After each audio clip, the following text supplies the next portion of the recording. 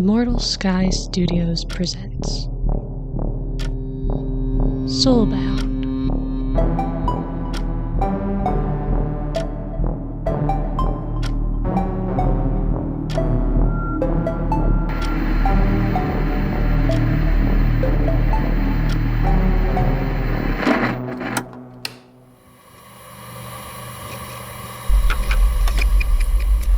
We're due to land soon.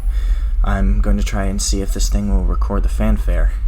I'm certain they're going to be so excited to see me. I know I'm thrilled to be spending the next few months here. Maybelle, has been awfully quiet since the interview. I think she's nervous about her descent. That, or excited. Probably both, honestly. She's fixed her optical sensor up as much as she could, at the very least. The ship is piloted remotely, I think, so I'm not worried about crashing or anything, but I am worried about the atmosphere. I'm really not a fan of oxygen masks. Maybe they'll have some life support set up down there? I mean, they don't need to breathe, so probably not. I'll live.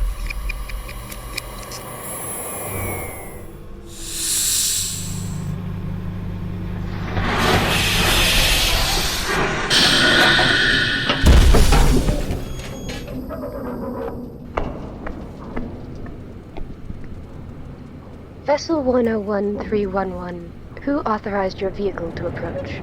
Calm down, Buttons. Primrose arranged this descent. They brought us some supplies. Did they bring more resistors? Both of you stay back. I need to ensure they don't carry any viruses. Go tell Warden to prepare a new room. I'll take care of... What is that? Hi. Why is there a hominid? I was not informed. You should have been informed. Commander Jormund arranged for me to come with a... No. Who authorized this? Cameron, or someone from Primrose, should have told you. The Astral Assembly wanted to send someone to help our case. Tried to get another Buck to come join us, but apparently they didn't listen. Yeah, sorry about that. Mason was told to stay behind last minute, something about ethics. Wait, you know Mason? Oh yeah, he's the... Silence. No. You should have made us aware of this update. I doubt any of Primrose would have authorized this knowing they were only sending him. Now hold on, Buttons. Yeah, it's not his fault. It was a last-minute change even I wasn't aware of till a few minutes before I boarded the ship. I'm sorry I'm not who you wanted, but I'm who you have. Worst case, I can get back on the ship and go back to the deck. Okay, Fed. You take... What was your name, little one? Maybelle. I prefer Maybelle. Take Maybelle to the repair bay. Got it. No. Take this one to a place that he can survive in. It's Dr. Glaslow. Well, Doctor, you are welcome to stay for now, at least. Until we decide what to do with you. Don't cause any problems. Oh, well, it was nice to meet you. I'll talk to you later. Come on, kid. I'll get you sorted out.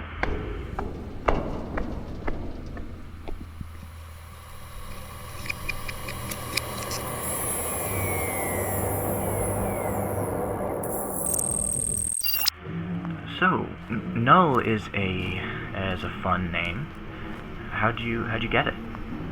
Look, Dr. Glaslow, I don't...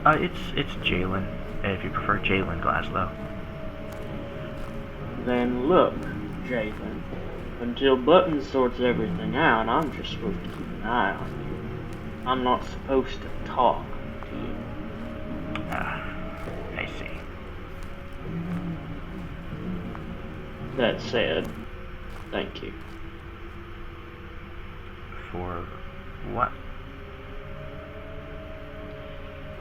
For correcting Buttons and defending me. I love that woman, but sometimes she can be defensive, to put it politely. And I genuinely didn't know it was you who was coming. Kinda owe you that one. Well, you're welcome, I guess. Now, when you say you owe me one...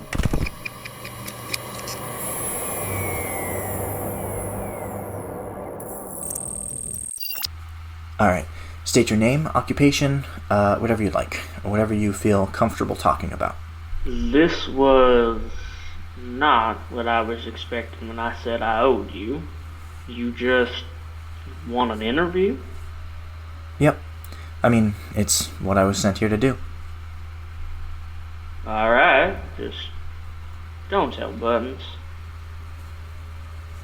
My name's Null, as in null and void. That was not my designation when I had one, but unlike some robots, I have standards. And I don't feel the need to put numbers in my name for heritage sake. Heritage is a hominid thing, and God knows I've had enough of their shit to last me 100 lifetimes. No offense, Fleshbag. I'm more offended by fleshbag than hominid. Why do you use that term, anyway? Hominid or Fleshbag? Well, both, I guess. But hominid was what I meant. Well, hominid is just a better way to describe everyone in the universe. Every species has some kind of creature they descended from, and while they're not all primates, they're all ancestors of a sort. We don't really have ancestors. First robots are still around. It's an easy way for us to refer to people with a past that isn't still alive, if that makes sense. Though it also pisses off the remaining humans. Humanoids is the term they prefer. And that's a good enough reason for me. And, fleshbag is just an accurate description. You got skin that ain't synthetic, and it holds your meat. Fair enough, I guess. So, what did you do before coming here? Well, I worked for Rock Wrecker Enterprises some 300 years ago, back when Enclo was still in charge. Ruthless man, I tell you. Brutal hours. He started experimenting with replacing workers with robots since we could work 24/7 and crystals weren't really a hazard to us. Problem started when he sent us to dangerous parts of the mine, where the hominids weren't allowed due to safety code violations. Dripping water would cause malfunctions in our circuits, the fallen rocks would cause harm to our chassis, and more than once did fellow members of my team just fall into a hole and die. In the end, the cost to replace us was more than the cost to just hire cheap workers. So we were scrapped. That's horrible. Well, I mean, I wasn't sentient for any of that. That's just stored away in the old memory banks. Sat in a junkyard for, well, I want to say a good 100 years. Saw the planet go to right and proper shit under the Rock Wrecker rule. Didn't really care. Was too busy rusting away. What I did care about was the kids. There were new groups of them every 10 years or so, and they were the sweetest little dudes. I mean, taking the pipes and playing swords with them, building spaceships out of scrap metal, and a few of them they'd find me and I'd wave and scare the shit out of them. But they'd often come back and ask me to tell them stories. I always obliged. After all, laws of robotics can't really not comply, but it was nice. Sometimes the kids would act out the stories as I told them, and I'd make them more interesting, describing a shootout between gunslingers or some big monster coming out of the void. You know, fun kid stuff. But they'd always laugh. They seemed to have a good time. Always seemed tired, though. Mine's worked them to the bone. It really was the least I could do to tell them stories.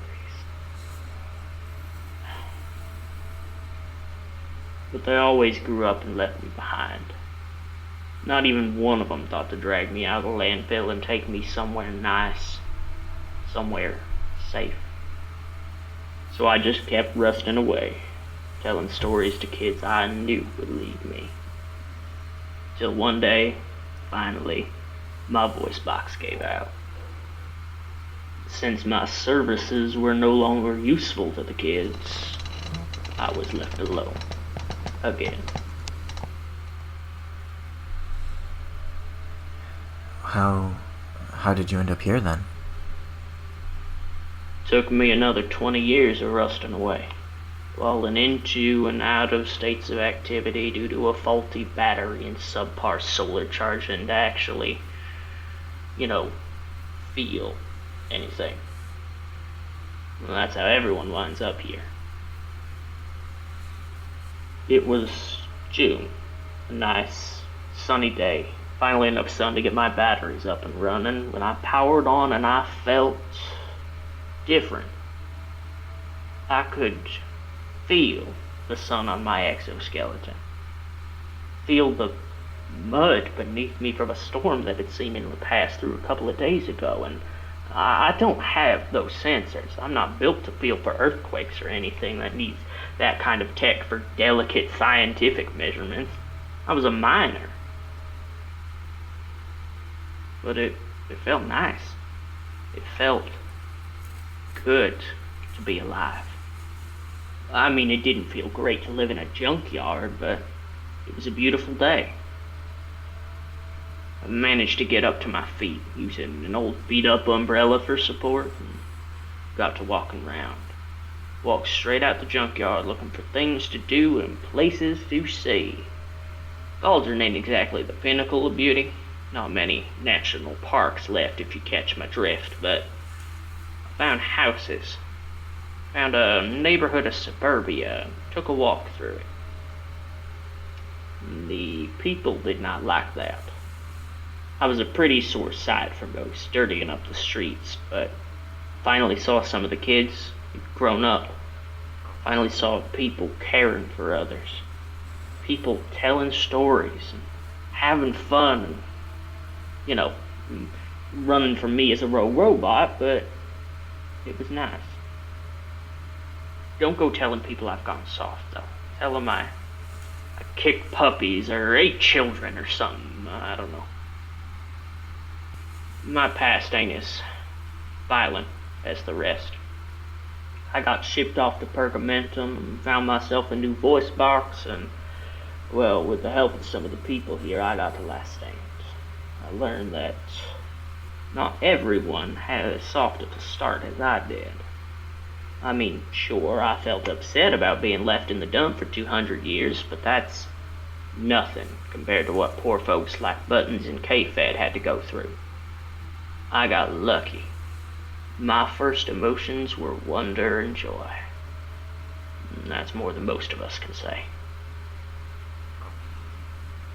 To answer your first question, though, that's actually why I chose the name Null. Because compared to the others, my past ain't nothing. Wow. I mean, I don't think it's healthy to compare your past to theirs. It's different, sure, maybe less violent, but, it's still yours. I don't think you understand just how bad it's gotten for some of us. A lot of folks don't consider us alive. Not in any way that they think matters. K-Fed's witnessed the worst of it. Buttons has had to do some questionable things to get where we are today. And don't even get me started on the warden and lady. Really, I'm one of the few of us that hasn't had something truly terrible happen. I don't even know what Maybelle's been through, but given her faceplate, I can't imagine it's good things. It is not a comparison I make lightly. Oh. Still, I think you may be underestimating how your own experiences have affected you. I think we're even now, Jaylin. You should turn off your little recorder.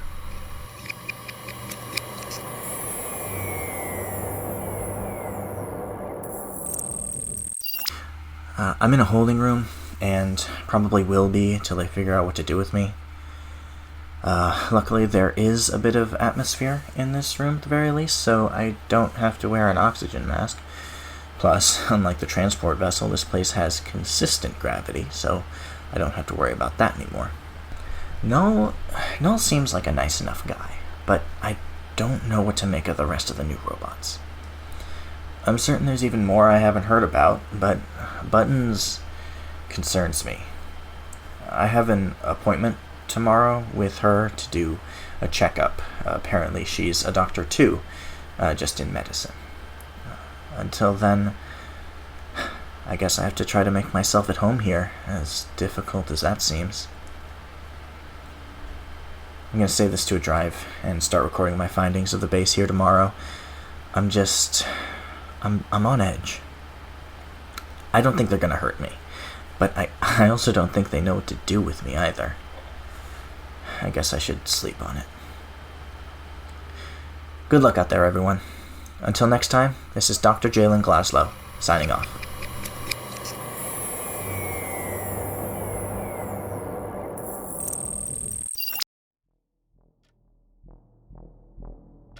Today's episode featured the voices of Akira Subalana-Mix as Dr. Jaylin Glaslow, Gracie Armour as Null and Void, featuring a mysterious third party as K-Fed, and Olivia Jeske as Dr. Buttons and Maybell. This episode was written, edited, and produced by Olivia Jeske, who also made our theme music and cover art. You can find us on Instagram at the Soulbound Series, or you can email us at thesoulboundseries@gmail.com. Thank you for listening.